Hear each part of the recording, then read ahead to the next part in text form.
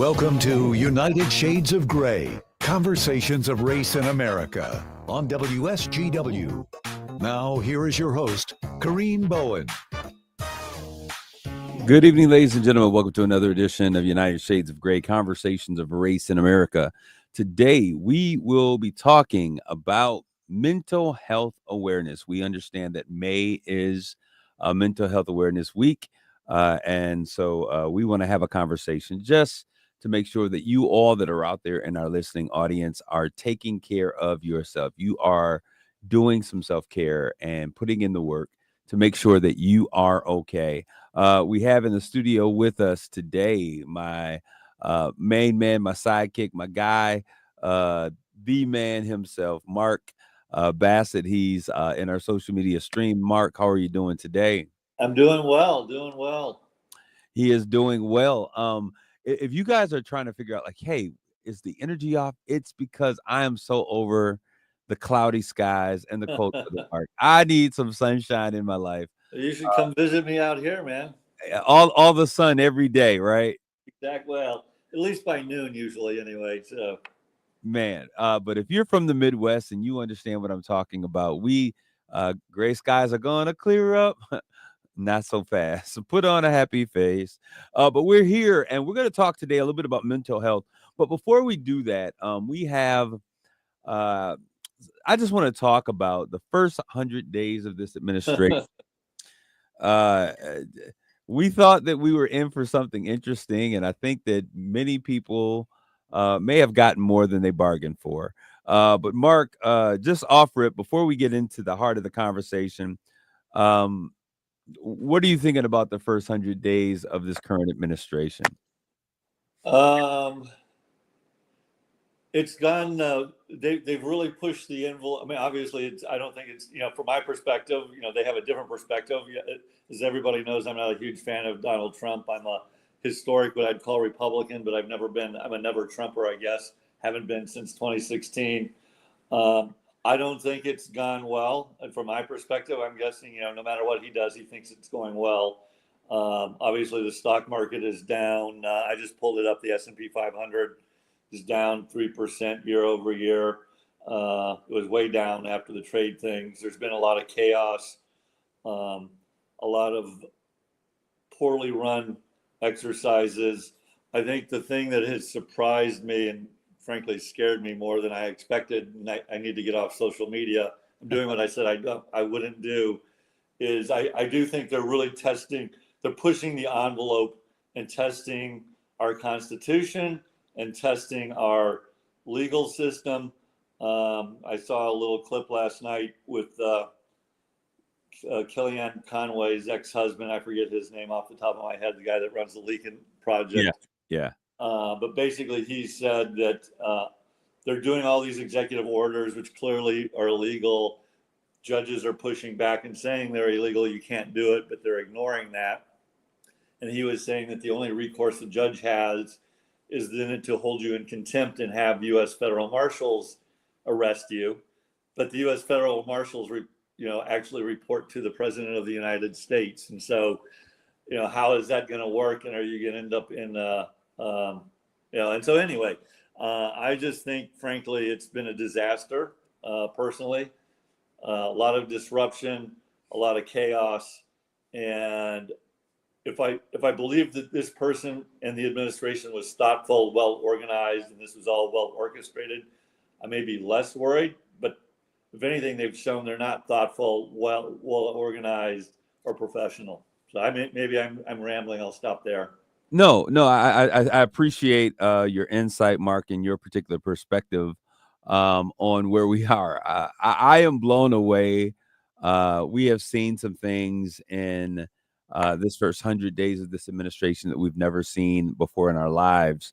And I don't think that we will probably in our lifetime. There is an understanding that once Pandora's box has been opened, that you can't close it back. So, we have always been a nation where the head man in charge would always try to govern, which means, to get things through legislation and to try and bring sides together and to kind of come together and coalesce around common goals, and that was how managing the role of leadership has been. But we've seen increasingly over the years, over the past couple of decades, an increased um, desire to govern by executive order, which was not how the position was created to function. But we see that now, and then with this administration, over 100 executive orders within the first 100 days is absolutely crazy. I'm trying to figure out, like you have to. This has all been what's obvious to me, Mark, is that this has all been a part of a plan. I mean, you For don't. sure. For You, sure. This was well thought out ahead of time. Absolutely. And I mean, so I want to. like, basically, I'm not going to hire competent. I'm not going to say everyone he's hired is not competent. That's not true. There are competent people he's hired. Absolutely. But there are a band of clowns that basically they're just sycophants that he's hired. I mean, basically, too, he tried to surround himself with, I would say, more competent people last time. This time he hasn't done that. And it's really because those people stood in his way ultimately and stopped him from some of his worst impulses. And he doesn't want anyone saying no to him. So, and that's the crazy part of it all, right? We come in with this desire. Well, let's start at the top, because I want to start with his words. I have nothing to do with Project 2025. This is what he said during last year's presidential debate. I haven't read it. I don't want to read it purposely. I'm not going to read it. And this was his response when they asked him. And frankly, I actually think all of that is true. Well, I believe it is true, because I think what has happened was there's no need for you to read it if someone's told you about what's in the document. Exactly. I mean, I'm sure he was briefed on it. There's absolutely no need for him to read it or ever read it. And so I think that it was wise to say, hey, I haven't read it, because those who are going to support you are just going to be more emboldened in their belief that you're telling the truth. But what has become very obvious is that if he read it or not, his understanding of what was in it has been very well versed in terms of whoever gave him the information or the insight. Because when we look at these 53, wow, when we look at the 53 executive orders that he signed in the first week of his administration, that is like lightning speed. 53 of those things, and then they were directly in alignment with Project 2025. Now, I did not get to the last 20 or 30 last pages. I read about 900 pages of the 922-page document that was kind of orated and constructed by the Heritage Foundation. And I said this before the election, that the Heritage Foundation, when Reagan was in office, were responsible for about 63% of the agenda that he put together during this administration. And so there was a real push. What's different this time, Mark, and you being a man of faith and I being a man of faith, is that there seems to be this real desire or pursuit to really push the idea or the agenda of a God nation. Well, specifically a Christian nation. A Christian, a Christian nation. Yeah. I'm not sure where on the spectrum. Could you give insight as to where on the spectrum this Christian nation is? I lost you there for a second. So if you were asking me something, I lost. Yeah, where on the spectrum do you believe this Christian nation is? Well, I mean, on the spectrum of belief, of faith. I mean, is it like it's very right wing and however? Yeah. I mean, I would say these who's pushing this concept, of like Christian nationalism. Yeah, I would say it's very conservative Christians and Catholics. I mean, there are a lot of I have very close friends who are Catholic that strongly support Donald Trump. And so I would say it's very conservative evangelicals, Christian, both Protestant and Catholic. Yeah. I think it's the evangelicals. But anyways, when we look at this, I think that it's just absolutely, it's so interesting. And it's funny hearing myself as a man of faith who believes that, God is the center of my world. My life revolves around his purpose for my life. His thoughts, his ideas, his word is how I live my life.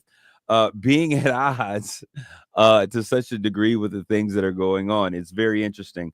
But so what we saw from this, and we're talking about this first 100 days, and I don't want to spend a whole bunch of time on this, Mark, but I didn't want to just not address it because Yeah. we've been trying to stay away from certain things, not because they're controversial, but just for our own mental health. So today is about mental health, and we have been trying to navigate, because if I woke up every single day and I responded to all of the madness that we heard or that we hear in the media and on social media, we'd all be a bit crazy. And I think that that is kind of what is happening in many circles. Those who are tuning in all the time are just getting, they're feeling crazy because Yeah. some of the things that we're hearing have never before been seen or done in the way or the manner. Well, the other thing I'd say again, and I've been doing what I said I was trying to not do, and I realized it this morning was kind of what the term is doom scrolling. So you start scrolling social media and you start seeing this stuff pop up, and it's just like, oh my god. But the other issue is you don't actually know if some of it's true. There's I've seen a number of ones around. Oh, he's going to announce martial law, May whatever, and it's just like, there is no way. I mean, as much as I don't like Donald Trump, there is no way he's announcing martial law May something or other, May 5th or whatever the day was. So I don't know. We got to keep. There's a lot of stuff that I thought we'd never hear about, Mark, and it's happening. But I ran to that point. I ran into someone that was at where were we at? Dick's sporting goods store, and they were talking, and there were a ton of guys in the line, all of them white boys, Yeah.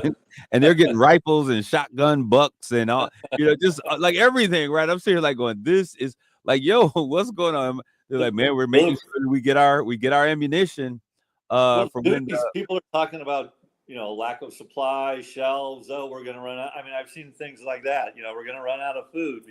And I've actually become friends with a guy who owns and runs his own clothing store here. And he buys stuff from Europe and China as well. And he had a huge shipment coming in from China that he's basically stopped because it's all these duties on it. Is like, I can't sell it. So I've actually sent it back. And so, now fortunately he's got a bunch of inventory from a few years ago still, he said. But I mean, if he didn't have that inventory, he'd be running out of supply. So, well, yeah. So I guess everything that comes now, as of now, these last ships have kind of hit our shores, and the new ships that are coming in, everything's going to be tariffed up. Now, yep. Mark, with that, what do you think about Amazon saying, okay, we got a way that we want to deal with these tariffs. We're going to put the actual cost and the tariff increase on this. What do you think about that? Out of it, I think they said they're going to not do it on their main site, but I guess they have a low end site that they're going to do it on. I don't know. I actually think people should, honestly.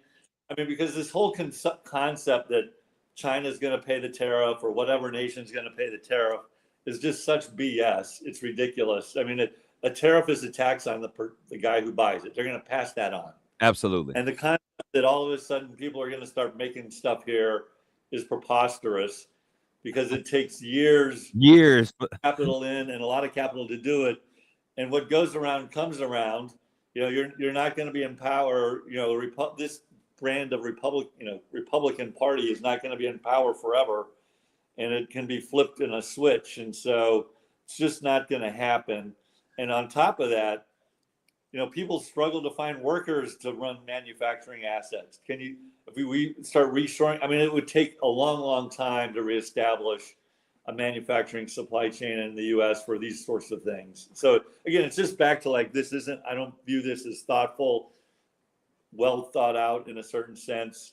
And it's created a level of chaos that's just not constructive, my personal opinion. Okay, but Mark, you mentioned that this brand of Republican politics won't be around for a while, but I think that there's something that's been introduced into the landscape of politics. What I meant was they're not going to be in power. So at some point, they're going to lose an election, and someone else will have power to do what they see fit.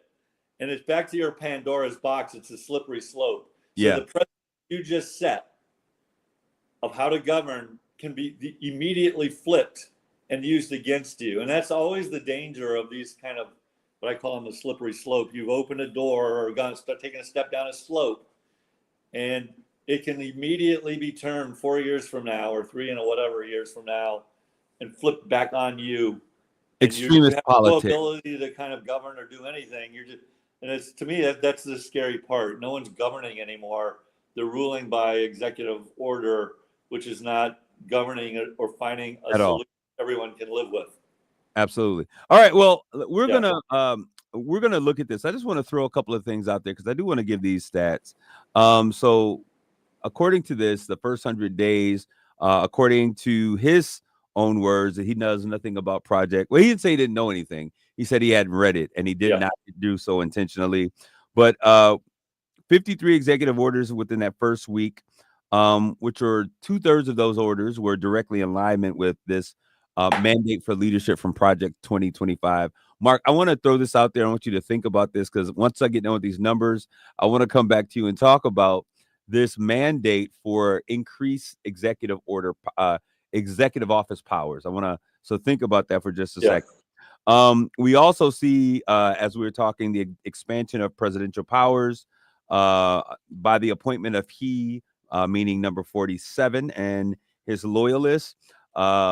DOGE, the Department of Government Efficiency, if that were actually a thing, getting rid of thousands of workers for the government, and disrupting systems as they may be, getting rid of whole branches of government. Making government workers at-will employees. I mean, it's just crazy. That's the one. Yeah. That is the So one. He can decide I'm going to fire them. It's just crazy. At will. Now you're at will. That's what kind of people used to sue for creating a hostile work environment. Yeah.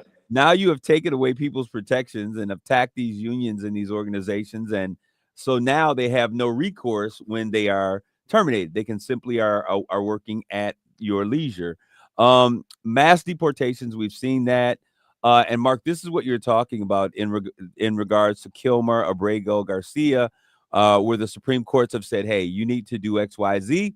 And he and his folks are like saying, no, we don't have to do it because, these are illegal aliens. He broke the law. And the law doesn't apply to people who are here illegally. The attacking of DEI, we've seen this on multiple fronts, including most recently the attacks as it relates to our historical facts, culture, our history, and the attacks of higher education. And now with the world coming to the end of this first 100 days, coming in with a 42% approval rating for his first 100-day performance. Mark, I think the only person... I mean, I love it because he's going to he wants to kind of send the judicial system after the pollsters because he doesn't like the poll. Anything he doesn't like, he's basically weaponizing the federal government to go after anybody he doesn't like. I mean, it's crazy. This is absolutely crazy. This is banana, right? And so it's interesting because as we look at this approval rating, he broke his own last lowest 100-day rating. I think it was at like 45%. He's now at 42%. This is the lowest of any president in our history. I think Obama was up in the 60s and Clinton around in the 50s. But this is what we're dealing with. So we're going to continue. Just by the way, because you had talked about executive orders. Yes, a few times. I sent you a chart the other day, and this is probably in the first 100 days. Trump has 142 executive orders. Joe Biden had 42, and it's kind of an exponential growth. To your point, Trump 2017 had 33, Obama had 19, George Bush had 11. And basically it had been in the low teens prior to Obama. Kind of took it up a notch, and then it kind of went up again, and then he's basically exploded. He's using it as a weapon to basically do whatever he wants to do. So when we talk about expansion of powers, and we might as well just let's talk about that, because what we're seeing is Congress refusing to do their job, their role, which is the power of the purse, the power of creating and making laws, passing legislation, and they're basically allowing him to take over that role and to create makeshift legislation through executive order. And Republican congressmen, who may or may not agree with them, they're going to lose their job if they don't. And that's kind of what they've decided. The few Republicans that really stood up to him last time lost their jobs because he's got a rabid base that will vote you out no matter what he does or what you do. So, and Mark, do you find it hypocritical for someone who has been so opposed to a diversity, equity, inclusion to bring in some cases, Fox News reporters to head some of the positions that are in place, conspiracy theorists with no political or government history having seat? Well, it's not against DEI in the sense of they're white males. I don't want to go there, but those are some of the guys that I would view as clowns. That Matt Gaetz, who obviously didn't make it past the first the first bend in the race. And there are some people out there that believe that he was a sacrificial lamb to get. There's always got to be one. There's always got to be a sacrificial lamb. This Pete Hegseth is just a buffoon as far as I'm concerned. So is Robert Kennedy. It's just unbelievable. Pam Bondi or whatever her name is. Pam Bondi. Another one. Anyway, the list kind of goes on. Well, I think it's quite interesting. And those of you who are out there listening, why don't you throw your some comments in the stream as we get ready to end this first segment and we get ready for the next segment.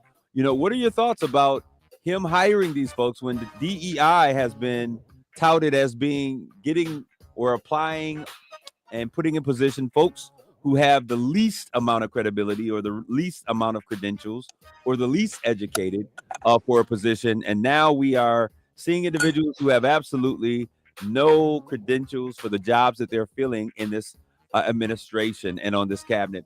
We're going to take a quick commercial break. When we come back, we're going to be talking about May being Mental Health Awareness Month. Stay, don't go away. We'll be back with more United Shades of Gray.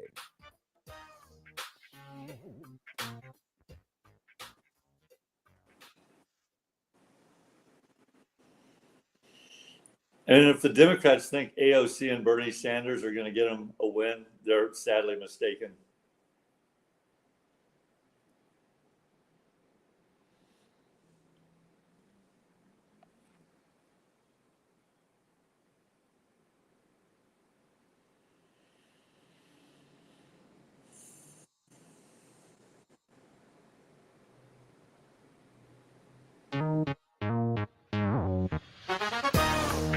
You're listening to United Shades of Gray on WSGW. This is Kareem. We're back with more United Shades of Gray, conversations of race in America. Today, we're going to take a stroll down mental health awareness lane as we have a conversation. And we've talked about these things before, and we've brought in clinicians in the mental health space or the counseling space to join in. But I just want to say that Mental Health Awareness Month was established back in 1949 to increase awareness of importance of mental health and wellness in Americans' lives, to celebrate recovery from mental illness. And this has been and will continue to be a very important part of American culture. And the reason I believe that is because as we look at the stressors that we're putting on this place we call Earth, as we look at the pollutants that are in the air, as we look at the things that we're putting in the food, we're literally killing ourselves with the foods that we eat. That being said, we live longer than we ever lived. So, but anyway, I mean, it's no, you're absolutely correct. But the idea is to live longer than you've ever lived, healthier than you've ever been. And I think that's one of the things when you look at the number and the statistics of folks who are impacted by cancer or some form of cancer is absolutely just kind of wild to begin to think about. Yeah.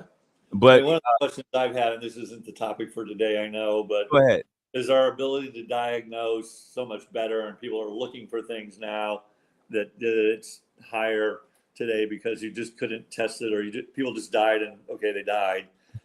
I've got this theory, and my wife totally disagrees with me, that there are always these crazy serial killers out there. You just didn't know it. And today, with all the information and the ability to collect information and do diagnostics, you know that they're out there, and the spread of constant spread of information. And so, are people crazier today than they were before, or you're just aware of it now? I don't know. I think there's a little bit of both. I think that we are less stable than where we have been in the past. I really believe that. Yeah, I believe America, we are not well. But I also believe that how this information is purported and released, and it's everywhere, right? It's on, everyone can become a primetime reporter when they pull out these things. They pull out a phone and suddenly they can amass, 1.3 million folks listening to a story that happens in Spokane, Iowa or somewhere. But anyways, so when we look at these things, I think it's a little bit of both of those things. I think that what is it really interesting as we get into this is that we'll see that the numbers, it appears as though the number of Americans that are dealing, and then what do we call mental health as well? Right. Yeah. So how we're defining. When I was a kid that people had a mental health issue, we call them crazy. People who had mental health issues were in insane asylums, So the extreme cases, absolutely. Extreme cases, yeah. And so now we have all of these other disorders and all of these other things that we wrap around mental health. And so everybody, I think everybody, if we read the labels, we could fall in one of the stigma. One of the groups. Everyone's on the spectrum somewhere, as my therapist once told me. So, just where are you on the spectrum? Where are you on the spectrum? So everyone's got a little bit of something. So some of the key points here, and we want to talk. Let's start off, Mark, by talking about the prevalence of mental illness. Is kind of where we are, and they're saying that 23% of adults in the U.S. experience mental illness, in a given year. 23% in a given year. With a higher prevalence among young adults. And I'm going to give some stats as it relates to young people. Approximately 49.5 young people experience some form of mental health disorder. 22.2% of those with mental disorders experience severe impairment. And then 20% of those youth experience a short or a long-term mental illness. 42%, and Mark, I saw this recently. This is crazy. 42% of teens experience persistent feelings of sadness or hopelessness, according to the CDC, and 22% of these teens have considered seriously attempting suicide. I was in a group last year. There was a program that an organization called Women's of Colors put together, and the speaker that was there began to talk to people about the fact, who has experienced mental illness. And I would say of the audience of roughly about 100 kids or so, I would say a good 30% of the kids that were in there, raised their hand and went to the front. And these are the kids that were bold enough to raise their hand. But again, I always ask myself the question, Kareem, again, and I know this isn't kind of where you want to go, but I think back to when I was in high school. And knowing what I know today about what is defined as a mental illness, would I say that at some point during a year I was struggling with depression? For sure. And I know a lot of guys that were. I went to an all-boys Catholic high school. I know a lot of people that were. And so this is where you were at an all-boys Catholic high school. Of course you were depressed. Well, that's what I for sure, especially as an insecure, very shy, introverted guy. It was very lonely in high school, but anyway, so this is where I just sometimes think awareness of the situation makes it, is it that different? I ask myself, is it that different than, say, my generation? I don't know. I think it is, Mark. I think, well, definitely so. Because when I was talking about those numbers and I was talking about 30%, not just mental health issues, but they were 30% of those individuals in that room, that's 30 out of 90 out of 100, were saying that they had considered suicide or had been struggling with suicide. So these are very severe cases. And I think, what do you think when we look at the things that have changed though, Mark, from the time, that we were adolescents or in high school, middle school, high school? A lot has changed. When we look at how prevalent certain things are, we didn't have to worry about going to school and being gunned down, while you're in your math or your ELA class in third hour, and someone coming in and just, shooting kids, and so that was not Yeah. something that we Yes, dealt with. I frequently wonder, like, how many kids actually worry about that at most schools.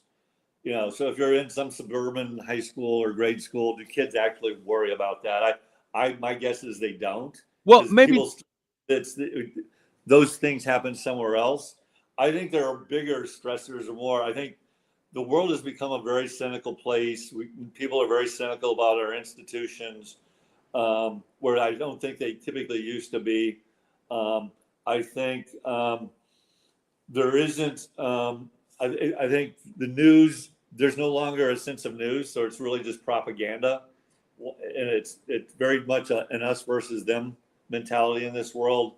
And then I think the explosion of social media, and is kind of. I think those are bigger stressors than, okay, I may get killed by a gunman, and a percentage of that is now, instead of 0.00001%, is 0.0001%. Well, I would disagree with you, just Okay, because of the fact that they're happening very much more often. And one thing that, for as sure. someone But the probability that hold it's on, going to Mark, happen to hold you, on. okay. One thing that I think that we fail to realize, not being in school, is the Yeah, fact that these students are now they're having to cope with, active shooter training, yeah, with real life scenarios, like this is what happened. And so this is now just like tornado drills, and what happens yeah, there's a tornado, you have to do this. They're going through these real life scenarios and these things, I think, sometimes add additional stress to yeah, this. Let something happen in the yeah, neighboring community with guns being a part of it. sure. It changes the environment where you live. Yeah. I mean, I went again, this isn't where we want to go as debate stressors. I don't think there are. I think that this is a more stressful, more cynical world, and there's fewer places where you can go for this is the reality. But like in the 50s, kids grew up with, hey, there could be a nuclear bomb coming to kill you. Everybody get under the table. I grew up in Hawaii. We had tsunami practice, and so I could be at school and a tsunami could come kill me. I mean, I think those sort of events and those sorts of things have been there. Our active shooting incidents is way up for sure. Uh, Well, for that's folks in Black communities, Marcus, the leading cause of death for yep, Black males 15 to 45. yeah. No, I So understand. Yep, so I think that based upon perspectives and where you live, and what zip yep, code may make a big difference on yep, how much of an issue it is. I know that I talk with kids on a regular basis, who are very concerned about the fact, like, hey, am I going to get shot for on my sure. way I get. home from school? So Yep, those things are very. I don't want to become cynical by the fact that we don't live in zip codes where this is a continual thing, but they exist in the world that we live in. And I think that there are reasons why these numbers are so high. In addition to those things, I think, to your point earlier, the fact that we have greater tests and we're able to diagnose, small changes in mental behavior, would also give way for an increased number. But when we begin to look at this and we take into account, let's take, for example, the pandemic of 2020. It seems almost like light years away now that we're it in was a 20. lifetime ago. It's a lifetime, but people are yet dealing with the issue and dying from COVID. But I think that what took place in that moment, and why a lot of these statistics that we look at um, are kind of from COVID, from the pandemic forward, because for the first time, people were not so busy. Parents weren't, both parents running off to work and, trying to figure out who's going to drop a kid off, or not being present at home when those kids get home. But we were actually in the same space. We were actually forced to be families all over again, Yep. spend time with each other. And I think that we were able to recognize some of those things, not to mention the extreme isolation and how the role, and this is why I say that solitary confinement in prisons is inhumane, because isolation from human activity is such a torturous weapon, because humans need humans to be. People need. I mean, we're social creatures when it's all said. And most humans are social creatures. They need to be a part of something bigger. Absolutely. And so when we look at it, we see a lot of these things kind of blowing up during the time of COVID, because I think that The isolation was one, but I think that we paid greater attention to people because we had nothing else to pay attention to, right? So we started quarantining in pods, and so we're looking and experiencing folks that we may have been just seeing in passing, because life has made us so busy. I think that's one of the other things, Mark. There used to be a time when I think the world is moving so fast now, but there used to be a time when you would go to school, Yep. you'd go to practice, and after you'd be at home, you'd sit at the dinner table, you'd have dinner with your family, talk about the issues of the day, which is therapy to some degree, and spend some quality time around the radio or TV or whatever it is, Yep. wherever you come from, whatever age. And then, parents put kids to bed, they woke them up the next morning. And now we're seeing situations where we have parents who are absent from the home. We see kids that are coming home and basically feeding themselves. The idea or the concept of a family table where issues and free therapy took place, because in our family, that's what we did. We talked about the issues. We got insight on how we are going to correct the issues or else. And then, we got back up the next day and we said we're going to give it another try. But the idea and the constructs of family and the dwindling of the family unit. Well, I agree with that. I mean, because ultimately, like when my parents' generation, they basically, most people stayed in the same town and they had large family units that were supportive. My sister lives in Boston. I live in, I think the world is scattered. We raised 7 kids with no help from family, really. And now my kids are scattered. And so the construct of a family for multi-generational family units is gone for the most part, because physically they just aren't near each other. Yeah. So I think that all of those things lead to this anxiety. I did something. I had a younger cousin who was You know married. what we should do, Kareem, is it would be interesting to get a few younger, like older teenagers, kids in their 20s, and maybe even up to their late 20s, early 30s, and get their perspective. Yeah, well, I talk to them all the time. Okay. That's a space that I operate in all the time. So and these are stressors. I'm actually advocating for them because these are things that they're saying. But Mark, one of the things I was going to say is that a few weeks ago, my family, one of my younger cousins, he's a second cousin. Actually, he was getting married. He and his now wife were graduating from Michigan State University, and they had this most beautiful wedding. And it was the first time, probably in over a decade, I can tell you, that my extended family actually came together for Yeah. anything, if not 2 decades, right? Right. So, and I can tell you that the emotional response, the internal response that I experienced was one of comfort. It was one of love, and I could just it was a very relaxing moment. It was an Yeah. opportunity for us to just kind of reset and take a break and just kind of say, hey, wow, we are really blessed as a family. And those are things that we don't get to do very often because we're always so busy with the million things Yep. that we have going on. I mean, that's one of the things that, as a father of 7, I've tried to do is once a year hold a family where everybody comes, and it's frankly getting almost Possible. impossible anymore because they're all working and coordinating everybody's vacation and and what their lives are. The only way it works is if I go to someplace like Hawaii, and then magically everybody can make that. So, Dad, I just freed up a little bit. We can go to Hawaii. So when was the last time that everyone's gotten together, Mark? it might have been Hawaii in 2019, actually. As I'm thinking about it, we've had other family vacations, and there's always like a onesie or twosie that can't make that. So it probably is Hawaii 2019. Now, Well, again, kids are all older. At that point, 2 or 3 were not working. Now they're all working. So. but Mark, I guarantee you, probably in 2025, if you planned another Hawaii, you could probably get a lot of your kids.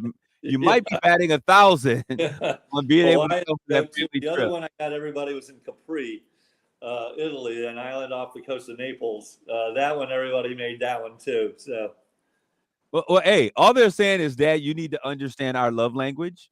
yeah. and we respond, and we are emotionally warm on the inside when you take us to exotic islands Yeah, for family exactly. gatherings. So you just gotta just bite the bullet, I got Mark, the bullet and spend an extra 20,000. So and understand that that's what. Hey, you got to do what's necessary, and family, it's exactly. family over everything, right? Yeah, exactly. All right. So, Mark, we're talking about mental health, and we've talked, and you've talked about family members and yourself, and just those need for mental health treatments. Yep.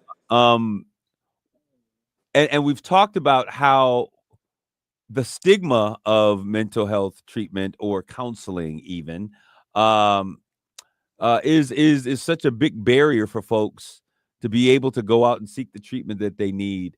Mark, what would you say as you look at how it has impacted your life, your family's life, to really share with folks that they really need to take some time, that there is no real. Yeah. I think, generally speaking, I think there's far less stigma today than there was, generally speaking. To me, I view it no different than going to get a physical or seeing a doctor when, your knee's bothering you or your back's bothering you. If you're struggling with depression or whatever, quote unquote, mental illness, there's nothing embarrassing or demeaning about speaking to a professional that can kind of help you through that. And to me, that's just, I don't see it any differently than a physical. It's a form of physical illness because your brain chemistry isn't working quite right, or it's imbalanced, and it's going to seek medical help to get that right. And for those of you who are listening, when we talk about mental illness, as Mark said earlier, our minds go to the 1940s and the 1950s insane asylums, the 1980 insane asylums, where there's people in there walking around with straight jackets on and batting their heads against the wall. But the reality is, mental illness is anything that causes dis-ease to your physical, your mental, or your emotional state. Right. So, I mean, that I would struggle with, like, I guess in theory you would call it depression. I mean, when you're unhappy because you think you're a failure in all aspects of your life, which is what I would struggle with, that I never lived up to my full potential. That's not a healthy place to be. And most times what you need, you're not even going to get medication. What you're going to do is talk to somebody who helps you. Just talking about issues to somebody who's non-judgmental is very beneficial for people. It's like a journaling. It's a verbal journaling, and they give you a perspective that's more balanced and rational. And so I think it's important that as we really stress and we really try to make sure that everybody in our village is okay, that we understand the importance of listening and not judging. So many times when we listen to folk, we want to give them what the answer is to the issue that they're presenting, when all they really need to do is just to vent, just to talk. They're not looking for you to solve their problems, but they need to get those things off their chest. And so I think it's important to understand that we all sometimes go through stressors in life. Life is filled with swift transitions, and it's necessary for us to sometimes find spaces and places where we can level the playing field and just do a woosah, relax, relate, release. Mark, we're gonna have to get going, but what's that date that you're coming back to sunny Michigan again? Well, I don't have an exact arrival date, but it'll be mid-June. We leave Southern California June 5th, I think. So when you get back here, Mark, we're going to get together. We're going to sit back and have a barbecue once again in the backyard. We'll talk about some things, and we'll make sure that our mental health is in good place. For all of you that are listening via the radio here at WSGW 100.5 or 790 AM, we certainly thank you. And those of you who are listening or viewing this via our social media streams, thank you for tuning in. Always, your thoughts, your comments, your insight is always welcome. So send us a message. We greatly appreciate it. Until next week, we want you to take care of yourselves and each other. Do a woosah moment. 10, 9, 8, 7, 6, 5, 4, 3, 2, 1. Relax, relate, and release. Take care. God bless you. Grace and peace.